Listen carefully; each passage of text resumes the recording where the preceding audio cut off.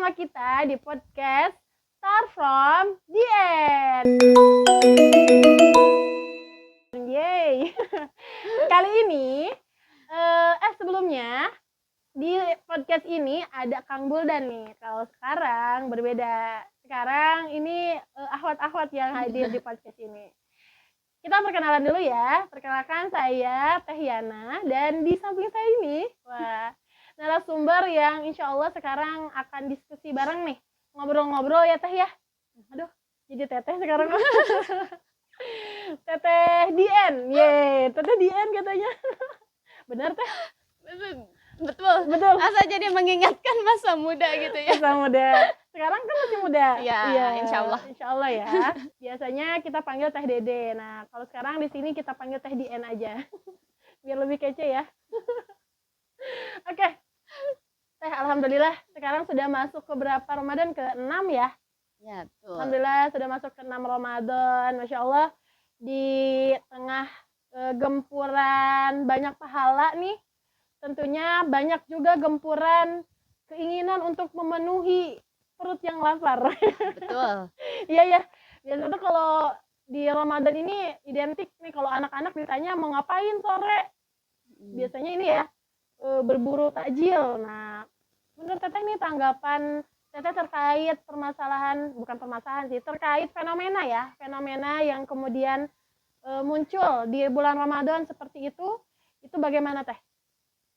Ya, sebenarnya sih kalau misalkan terkait takjil, sebenarnya nggak ada yang salah dengan itu ya, gitu. Ya, wajar ketika seseorang dalam kondisi menahan lapar, menginginkan sesuatu gitu kan, sebenarnya wajar. Cuma jadi sebelumnya ada cerita lucu dulu juga gitu, karena kemarin itu sempat juga saya tanya sama anak-anak ketika mau pembekalan Ramadan. Jadi H-1 Ramadan tuh berkumpul sama anak-anak, ngobrol gitu kan.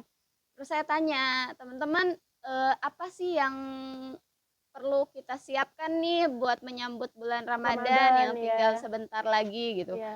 Dan lucunya jawaban pertama dari anak-anak itu adalah marjan.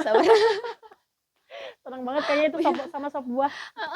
Kurma Bu gitu. Dan ya ternyata ya memang fenomenanya ya Ramadan di kita ternyata masih ya, kalau dan itu wajar kalau misalkan itu anak-anak ya, tapi ternyata ya di sekitar kita itu tidak hanya terjadi sama anak-anak gitu, bahwa betul. Ramadan itu identik ya dengan makanan gitu. Takjilnya itu ya. Iya. Gitu. Ya kalau misalkan seperlunya sih sebenarnya tidak masalah gitu untuk memenuhi ya kebutuhannya sendiri gitu. Tapi yang dikhawatirkan itu bukan lagi menjadi sebuah kebutuhan, tapi keinginan. Pengen ini, pengen itu, pengen ini gitu. Pas sudah bukanya mau bagaimanapun kita nggak akan muat gitu ya. Ada keterbatasan ya. Masya Allah ya. Jadi ya itu yang dikhawatirkan. Mudah-mudahan sih ya takjil war itu ya sesuai kebutuhan aja, jangan sesuai keinginan. Oke. Kalau zaman sekarang Gen Z ya bilangnya takjil war. Sampai yang bukan muslim saja ikutan gitu ya, berburu takjil. Masya Allah. Iya baik-baik. Tapi kalau misalnya kita melihat ya, berarti kan secara tidak langsung ada peluang di mana para pedagang lebih banyak gitu ya. Peluang-peluang bisnis lebih banyak. Selain peluang-peluang itu, kira-kira peluang dalam hal apa lagi nih Teh yang muncul ketika kemudian fenomena itu ada gitu di bulan Ramadan ini? Ya, sebenarnya kalau misalkan ditelusuri mungkin ya. Jadi karena memang Ramadan ini adalah bulan kebaikan. Jadi segala bentuk kebaikan itu dilipat gandakan di bulan Ramadan. Sehingga banyak orang yang berlomba-lomba untuk ya melakukan sebuah kebaikan sebanyak-banyaknya. Nah, yang memang salah satu budaya yang ada di Indonesia, di sekitar kita gitu ya, yaitu adalah terkait berbagi makanan karena itu Hmm. dirasa mungkin itu yang lebih mudah untuk dijangkau. Kayak misal contoh kita hanya menyiapkan 3 butir kurma Hmm. gorengan Iya. gitu, dan itu bisa dibagi-bagikan dan memang posisinya dalam kondisi lapar kan kita Masya Allah gitu ya, dengan Sangat senang memang ya. betul, dengan memang yang seperti itu saja kita sudah Sudah bersyukur, apalagi bersyukur. kalau kita berbuka di jalan gitu, Wah, masih ya betul. di jalan itu sangat-sangat bersyukur. Nah, Pasti menemukan suatu hal yang berharga gitu ya. iya, dan memang lucunya orang Indonesia itu sangat-sangat, kalau misalkan saya perlu bilang, sangat-sangat bisa membaca peluang sebenarnya. Jadi apapun buat orang Indonesia itu bisa jadi peluang. Wah, iya iya Nah, iya. salah satunya adalah budaya itu yang akhirnya orang berlomba-lomba untuk ya menjual takjil itu Hmm. sendiri. Dan motivasinya ya memang ya itu seperti hukum ekonomi lah ya. Hmm. Prinsipnya kan semakin banyak yang membutuhkan maka akan semakin banyak Yang menyediakan yang ya, menyediakan supply-nya. gitu. Iya, Ya, oke. jadi karena banyak yang butuh, ya akhirnya banyak yang Menyediakan. menyediakan. Cuma ya itu tadi yang perlu kita garis bawahi adalah kalau misalkan sebatas kebutuhan itu tidak masalah Tidak menjadi sebenarnya, tidak permasalahan. menjadi sebuah persoalan. Yang menjadi sebuah persoalan adalah kalau itu sudah di luar batas kebutuhan, Hmm. tapi menjadi sebuah keinginan atau kalau kita istilahnya suka bilangnya lapar mata. Betul betul betul. Jadi kita pengen, kayak pengen yang ini gitu dikumpulin dan akhirnya tidak termakan. Ah, iya. Yang ada jadinya Yang seperti ada apa? ya jadinya tidak ada pilihan lain akhirnya gitu. Kalau misalkan sisa makanan itu faktanya sampai sekarang sisa makanan di bulan Ramadan di Indonesia itu sudah sangat-sangat banyak. Hmm. Di luar Ramadan saja, Indonesia itu kan menjadi negara dengan penghasil sisa makanan Terbanyak. terbanyak di Waduh. Asia Tenggara. Di Asia Tenggara. Nah, prestasi ya. Wow. Jadi itu sudah terbanyak pertama. Kalau 2021 itu kita tuh masih urutan keempat. Ya, Oh, Masya Allah ya, itu semangat untuk menuju juara satunya cepat sekali. cepat sekali. Terhitung 3 tahun, Ya, 4 tahun ya. betul. Sekarang kita sudah terbanyak itu di luar Ramadan dan ternyata ketika Ramadan itu dari budaya-budaya yang tadi Seperti kita bahas bicarakan gitu ya. ya, itu akhirnya sisa makanan yang terbuang itu sampai meningkat 20% dari Wah, biasanya. nauzubillah. Wow, ternyata meskipun memang di awal ya sebenarnya itu suatu kebaikan sebenarnya ya. Pada awalnya niatnya adalah kebaikan, ingin berbagi tadi ya. Kemudian juga memang dalam kondisi yang kita sedang berpuasa, memenuhi kebutuhan lah ya. Tapi ketika memang melewati dari kebutuhan, ternyata itu menjadi suatu bencana ya justru. Betul. Bahkan tadi wow, jadi yang pertama di Asia Tenggara. Gitu teman-teman, apakah kalian juga merasakannya gitu ya? Gimana nih, di rumah masih ada makanan tersisa atau enggak ya? Nah, untuk menyikapinya nih Teh, biar kemudian gimana sih caranya biar kita itu enggak memunculkan hal itu gitu? Biasanya kalau misalkan ditanya cara menyikapinya, nah kalau kita itu biasanya harus tahu dulu emang sebanyak apa sih Oh ya, sisa makanan, perasaan aku mah ngebuangnya ndak cuma sedikit. gitu kan, cuma sacomot misal gitu ya. Satu orang. Iya.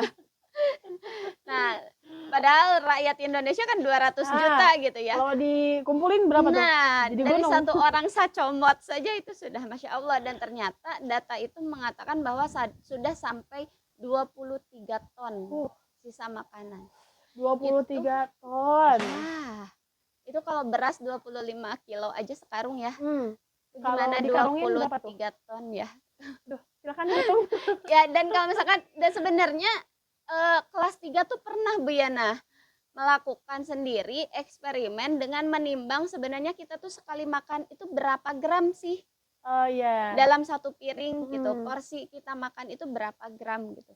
Dan memang rata-rata itu hanya di 300 sampai 500 gram.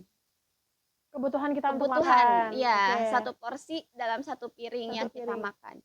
kebayang berarti kalau misalkan 500 gram, maka berarti itu sampai ke 23 ton, itu kira-kira berapa? Dan kalau misalkan kita bayangkan, kita hitung-hitung nih ya, Iya. itu sama saja bisa kita ngasih makan, kan awalnya niatnya baik ya sebenarnya Betul. dari makanan itu kita ingin jadi sebuah kebaikan. Ternyata kalau itu benar-benar menjadi sebuah kebaikan, 23 ton sisa makanan yang kita buang itu ternyata bisa sampai menjadi 2000 porsi makan. 2000. Ya, itu jadi sesuatu yang lucu gitu ya. Betul, Kita betul. benar-benar membutuhkan dana yang besar itu tadi, tapi ternyata ada sebenarnya yang sudah ada makanannya justru kita buang-buang. Ya, betul. Dan padahal kalau misalkan kita tidak membuang itu gitu kan, atau misalkan itu tidak menjadi sisa makanan, itu bisa sampai 2000 orang kita kasih makan. Itu dalam perharinya. Wow, Masya Allah ya. Tadi maaf Bu, Ibu, Teteh. Spill SD 3 nih. Jadi sebenarnya terkait hal ini, sekolah alam itu seperti apa sih menyikapinya gitu ya? Kayaknya memang yang saya tahu juga gitu ya. Kalau sekolah alam ini dia ingin ikut andil gitu untuk menyelesaikan persoalan ya. Jadi kalau misalkan menyikapinya, karena mau bagaimanapun sekolah alam kan memang dasarnya itu Quran dan hadis ya. Dan memang kurikulum kita pun memang lebih mengedepankan kepada karakter anak, karakter dari murid-murid sendiri. Dan yang jelas salah satu karakter yang kita harapkan adalah anak-anak menjadi soleh dan solehah. Insyaallah, amin. Itu kan yang paling benar-benar kita harapkan di antara semua pencapaian anak-anak kita sebenarnya kan. Nah, kalau misalkan karena kita berdasarkan Quran dan hadis, maka setiap langkah yang dilakukan oleh sekolah alam itu juga kita berusaha semaksimal mungkin itu berdasarkan Al-Quran dan hadis. Dan kalau misalkan kita membahas Quran dan hadis, di Al-Quran ternyata ada terkait sampah itu. Iya. Ada ya, ternyata di Quran itu sudah ada bahasan tentang sampah. Betul. Kalau misalkan ayah bunda atau teman-teman itu membuka Al-Quran itu di surat Shad ayat 27 dan 28. Boleh tuh kita cek ya. Cek ya. Kita cek bareng-bareng nih. Ya, surat Shad. Dan ini disampaikan langsung artinya saja ya. Boleh. Ya, dan di sini ini Al-Quran ya, karena kalau misalkan kalau pendapat saya belum tentu bisa dipertanggungjawabkan, tapi kalau Al-Quran itu bukan sesuatu yang perlu untuk diperdebatkan, ya, karena betul. Sepertinya itu sudah pasti valid 100% kebenarannya. Mangga dibuka bareng-bareng. Ya. Surat ke-38 ayat 28. Ya. Wow. Di situ dikatakan bahwa patutkah kami menganggap orang-orang yang beriman dan mengajarkan amal soleh sama dengan orang-orang yang berbuat kerusakan di muka bumi? Patutkah pula kami menganggap orang-orang yang bertakwa sama dengan orang-orang yang berbuat maksiat? Wah. Jadi kita disuruh mikir nih. Bener ini langsung berpikir saya. Jadi kita aja langsung disuruh mikir gitu. Ini kira-kira gitu, kalau misalkan kita ingin disebut sebagai orang yang beriman gitu kan, pantas gak sih kita tuh ngerusak bumi gitu ya gitu. Karena mau bagaimanapun sampah itu tidak ada orang yang merasa dimanfaatkan dengan adanya setumpukan sampah. Misal teman-teman bisa mengatakan, oh kita bisa menguntungkan untuk pengepul sampah misal. Yeah. Atau yang pemulung misal. Tapi realitanya adalah mereka merasa termanfaatkan ketika itu sudah dipilah. Sebenarnya gitu kan. Pada kenyataannya? Pada kenyataannya ketika tumpukan sampah juga mau pemulung, mau ini, tetap aja kan. Yeah. Itu tidak merasa termanfaatkan dengan itu gitu. Tidak merasa diuntungkan dengan itu. Justru akan merasa diuntungkan itu adalah ketika kita semua memilah sampah sesuai jenisnya, kemudian diberikan kepada yang memang membutuhkan itu. Membutuhkannya. Dalam kondisi sadar mengaku beriman, kita tahu kalau misalkan kita benar-benar pengen beriman, kita tuh kayak gimana Harus seperti harusnya. apa gitu ya. Nah, Wah, Masya Allah. artinya kan aneh kalau kita orang beriman masih buang sampah sembarangan. Menyisakan Iya, makanan ya gitu betul. ya. Kita orang beriman masih memubazirkan Makanan. makanan gitu. Tidak merasa bersalah dengan sisa makanan yang kita buang. Betul betul betul. Kalau orang yang beriman, masa mau ngerusak lingkungan? Waduh, gimana nih? Ya. Nah, ini yang memang kita upayakan Masya sebenarnya di Allah. sekolah alam. Jadi tadi Teh Yana nyampeinnya gimana nih sekolah alam menanggapinya. Nah, Mm-mm. salah satunya adalah kita ingin mengajarkan kepada anak-anak sedini mungkin bagaimana mereka harus menjaga alam. Bertanggung jawab gitu ya. Ya, karena mau bagaimanapun goals kita kan ingin anak-anak soleh-solehah. Betul. Ya, belajar apapun anak-anak itu adalah untuk benar-benar mengenal Tuhannya. Kalau misalkan seperti itu, salah satu tempaan yang mereka harus jalani adalah bagaimana mereka menjaga lingkungan yang memang Allah ciptakan. Masya Allah. Jadi masuk pembelajaran. Masuk ya. Iya. Wow, tentang sampah Tentang aja. sampah itu masuk pembelajaran Masuk kalau pembelajaran di di sini. sekolah alam. Nah, terkait hal itu nih, Teh, bagaimana sih untuk kita bisa mempelajari tentang sampahnya itu gitu?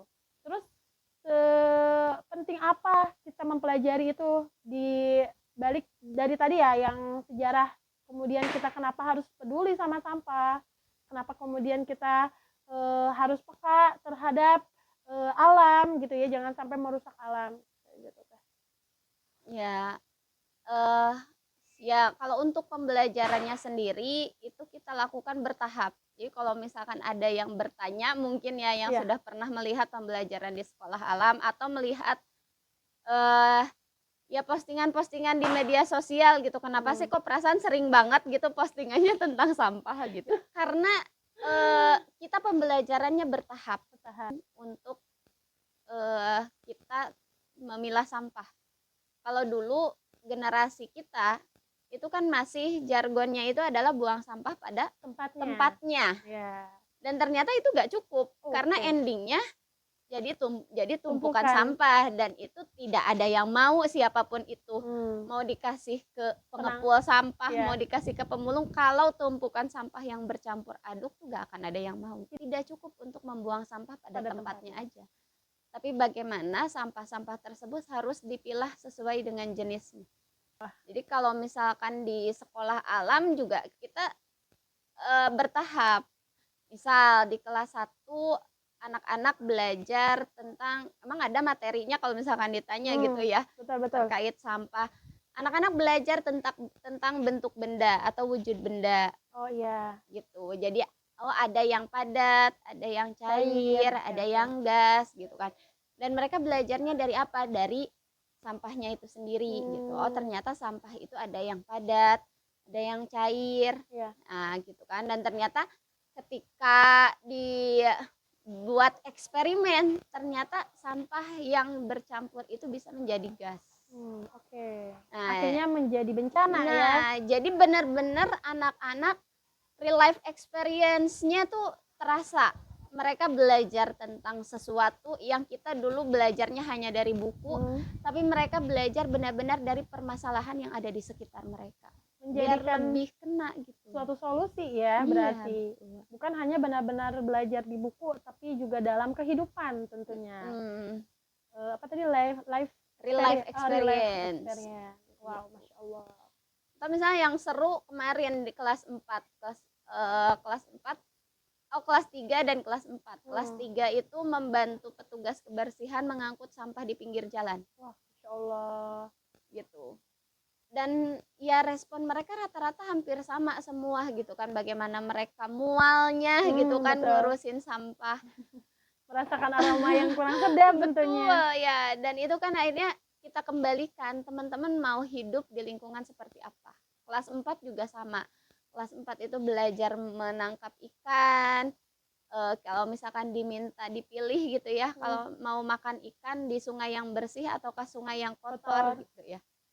Sebenarnya kan ya tidak perlu untuk bertanya kepada hati yang terdalam kalau kata lagu mah gitu ya.